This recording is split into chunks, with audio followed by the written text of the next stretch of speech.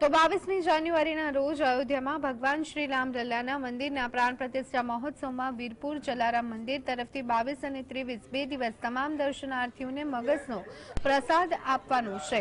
પ્રસાદની તૈયારી માટે વીરપુરથી જલારામ મંદિરના 50 જેટલા સ્વયંસેવકોનું મંડળ અયોધ્યા પહોંચી ગયું છે અને ત્યાં દરરોજ 15 થી 20 હજાર જેટલા બોક્સ પ્રસાદીના તૈયાર કરી રહ્યું છે।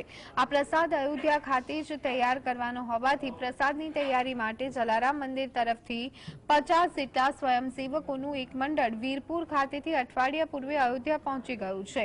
પ્રસાદ ઉપરાંત અયોધ્યામાં ભગવાન શ્રીરામના મંદિરમાં શ્રીરામ લલ્લાને સવાર સાંજ થાળ ધરાવવામાં આવશે। તે થાળ વીરપુર જલારામ મંદિર તરફથી આજીવન ધરાવવામાં આવશે।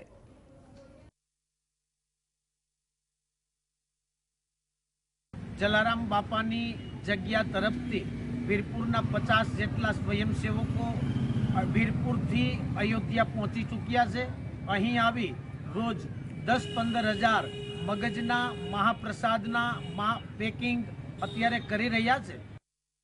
જય શ્રી રામ। આગામી 22 જાન્યુઆરીના રોજ અયોધ્યા ખાતે રામલલા પ્રાણ પ્રતિષ્ઠા મહોત્સવ યોજાવા જઈ રહ્યો છે, ત્યારે યાત્રાધામ વીરપુરથી એક સ્વયંસેવકોની ટીમ છે હાલ અયોધ્યા ખાતે પહોંચી ગઈ છે। અયોધ્યા જઈને જે 22 અને 23મી જાન્યુઆરીના જે જલારામ બાપાની જગ્યા તરફથી જે મગજનો પ્રસાદ જે વિતરણ કરવામાં આવનાર છે તેની કામગીરી હાલ તે પણ શરૂ કરી દેવામાં આવી છે। અયોધ્યા ખાતે તેમજ વીરપુર ખાતે પણ આ જે પ્રસાદ છે તે વિતરણ કરવામાં આવશે, જેમને લઈને હાલ વીરપુર વાસીઓમાં તેમજ વીરપુર આવતા ભાવિકોમાં હાલ અનેરો ઉત્સાહ જોવા મળી રહ્યો છે। કિશન મોરબિયા, GSTV વીરપુર।